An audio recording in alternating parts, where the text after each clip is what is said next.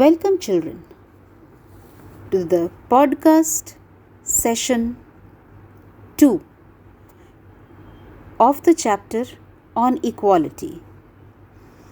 Now, in the previous podcast, I discussed about the factors that proves to be the basis of inequality. So, we see that class, caste, and religion, all these three are the basis of inequality. Now we see that when persons are treated unequally, whatever the basis may be, their dignity is violated. They feel insulted. Now if we take the instance of Om Prakash Valmiki, a Dalit boy belonging to the lower caste, so-called lower caste. That boy was thrown out of the school, made to sit on the floor. That boy was not made to sit with other friends, other students of his class. So when this type of treatment was given to him, his dignity was violated.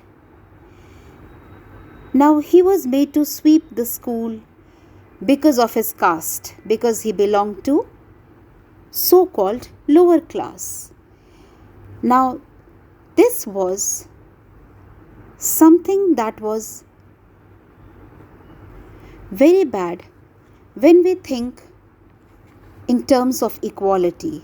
Similarly, there were other instances. If you have read the chapter, you would have come across the story of Ansaris. They were not given the place to stay or to live on rent because they belonged to a different religion, and however they were advised to change the name so that they could get the place on rent. Now all these things hurt the dignity and self-respect of the person. That is why Indian democracy says that equality should be the basis of our country. That is why Indian Constitution recognizes every person as equal. This means every individual in the country, male, female, all caste, religion, tribe, educational qualification, economic background, that means whether rich or poor, everybody has been recognized as equal. So in democratic India, the principle of equality of all persons is recognized. How many of you have seen Diwar film? Of course, it's an old film, long time back of 70s. So if you get time, do watch this film. And there, while watching this film, you will come across a scene where the main actor in his childhood gets the money for polishing the shoes, but the money was thrown in front of him and he refuses to accept that. Why? Because every person in this world demands respect. So, to give respect to each and every citizen, Constitution has made certain provisions. First of all, every person is equal before law.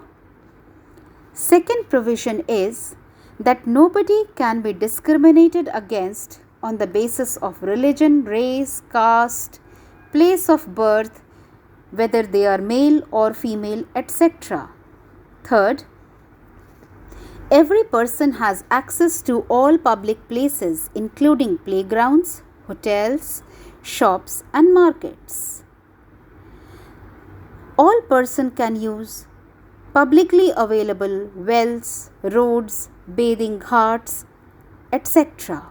And fourth, untouchability has been abolished. Now, all these four provisions that I named just now, you will find them in fundamental rights. So, children, please revise, read the chapter once again, and listen to the podcast twice for better understanding till we meet for the third podcast session of this chapter.